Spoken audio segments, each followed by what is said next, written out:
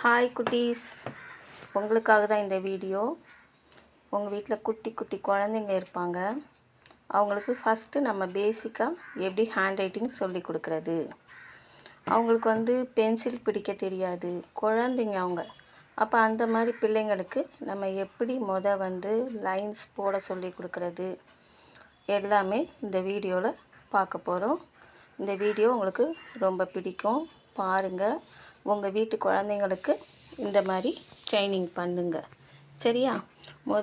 Pencil பிடிக்கிறப்ப நல்லா அவங்கள எப்படி பிடிக்கணும் அப்படின்ட்டு நீங்களே செஞ்சு காட்டுங்க. நல்லா அதுக்கப்புறம் தான் அவங்கள எழுத வைக்க முடியும். அதேமாதிரி 4 லைன்ஸ்னாலே அவங்களுக்கு என்னன்னே தெரியாது, எங்கே தொடங்கணும் எங்கே முடிக்கணும் அப்படிங்கிற விஷயங்கள்லாம் தெரியாது. ஸோ நீங்கள் அதை சொல்லி கொடுத்ததுக்கப்புறம்தான் நம்ம இந்த எழுத்தை அவங்களுக்கு எழுத வைக்க முடியும். இப்போ நம்ம எப்படி எழுதலான்னு பார்க்கலாம். ஸ்லாண்டிங் லைன்ஸ், ஃபஸ்ட்டு லைனை டச் பண்ணி 3rd லைன் வரைக்கும் அப்படியே கோடு போடுற மாதிரி சும்மா அவங்களுக்கு அப்படியே சும்மா கோடு. ஃபஸ்ட் லைனை தொட சொல்லுங்கள். நீங்கள் கையை பிடிச்சி எழுத வைங்க 3rd லைன் வரைக்கும். அந்த மாதிரி கோடு போட வைங்க. அதுக்கப்புறம் இந்த சைடு போட்ட மாதிரி ஆப்போசிட் சைடில் ஸ்லாண்டிங் லைன், ஃபஸ்ட் லைனை டச் பண்ணி 3rd லைன் லாஸ்ட்டில் கீழே இருக்க ரெட் லைனை டச் பண்ண வேணான்னு சொல்லுங்கள். அது டச் பண்ண தான் செய்வாங்க. டச் பண்ணாலும் அதுக்கப்புறம் என்ன பண்ணிவிடுவாங்க, பழகிடுவாங்க. அதுக்கப்புறம் நேர்கோடு, ஃபஸ்ட் லைனை டச் பண்ணி 3rd லைன் வரைக்கும். ஃபஸ்ட் லைனை டச் பண்ணி அழகாக கீழே 3வது லைனை தொட்டு போடணும்.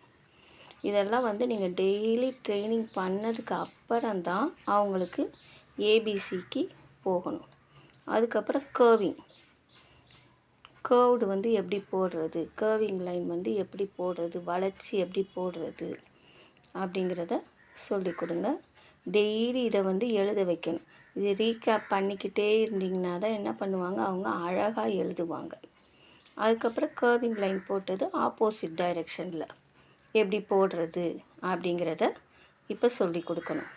இந்த மாதிரி இதை ரீகேப் பண்ணிவிட்டு இதை டெய்லி ஒரு பேஜ் எழுத வைக்கணும். நான் ஒரு 4 எழுதியிருக்கேன். நீங்கள் டெய்லி அது ஒரு பேஜ் எழுத வைக்கணும். இப்போ இந்த மாதிரி பாயிண்ட் வச்சுக்கோங்க. ஃபஸ்ட்டு ரெட் லைனில் ஒரு புள்ளி, 2வது லைனை விட்டுருங்க, 3வது லைனில் ஒரு 2 புள்ளி வச்சுட்டு எப்படி கோடு போடுறது, ஜாயின் பண்ணுறது. ஃபஸ்ட்டு மேலே ஒரு கோடு, அடுத்து ஆப்போசிட்டில் ஒரு கோடு, நடுவில் ஒரு கோடு. எப்படி எழுதுறேன்னு பாருங்கள். நீங்கள் இந்த மாதிரி புள்ளி வைங்க, டாட் வச்சு அவங்கள எப்படி எழுதணும்னு சொல்லுங்கள். பார்த்தீங்களா? இதே மாதிரி தான்.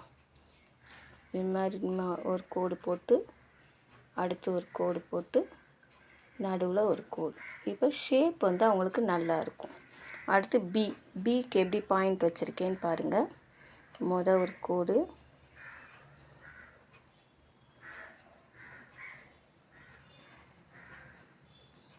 வளைச்சி இப்படி கொண்டு வாங்க பி.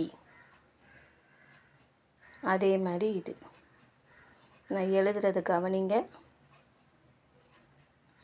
அவ்வளோதான்.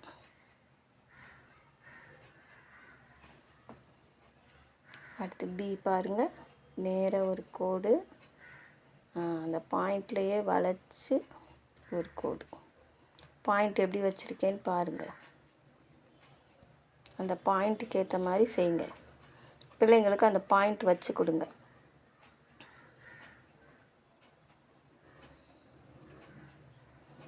அடுத்து சி பாருங்கள், எப்படி பாயிண்ட் வச்சுருக்கேன்னு பாருங்கள். இப்போ சி போட போகிறேன் பாருங்கள். அவ்வளோதான். வளைச்சி இப்படி கொண்டு வந்தால் சி, அப்படி வளைச்சி கொண்டு வந்தால் சி. எப்படி பாயிண்ட் வச்சுருக்கேன், எப்படி வளைக்கிறேன்னு பாருங்கள். சி. அதே மாதிரி அடுத்தது சி. அவ்வளோதான். அடுத்து டிக்கு பாயிண்ட் எப்படி வச்சுருக்கேன்னு பாருங்கள். ஒரு கோடு போட்டுக்கோங்க,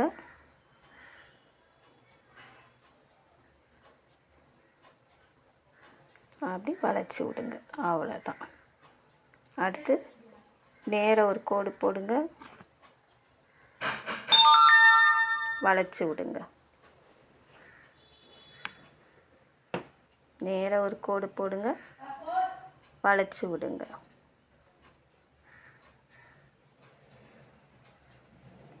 அவ்வளோதான்.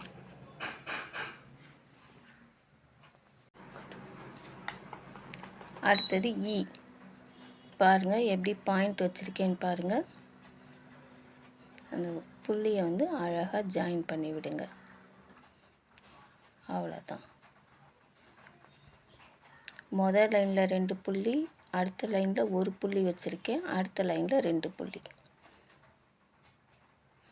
இ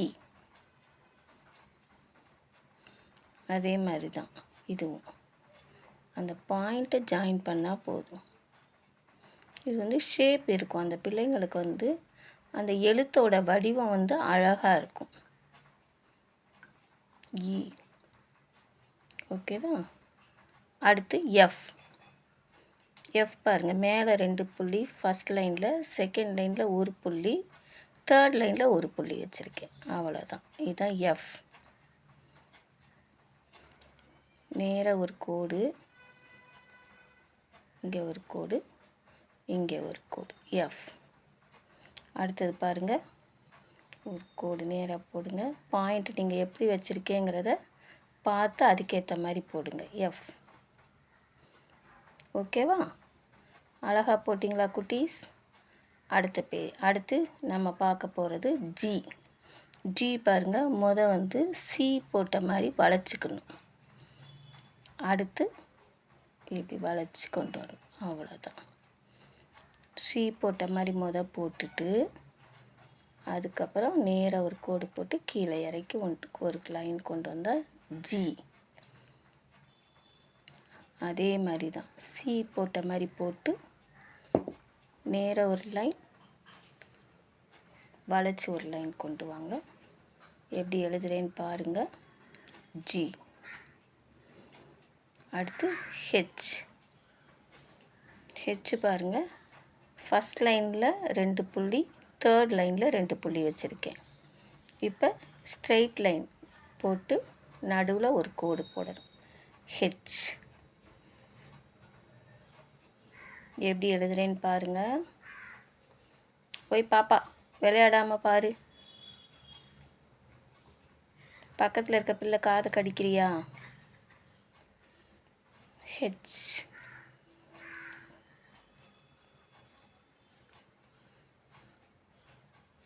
ஓகேவா? இப்போ நம்ம இந்த வீடியோவில் என்னென்ன பார்த்தோம் அப்படிங்கிறத இப்போ நம்ம ரீகேப் பண்ணலாம்.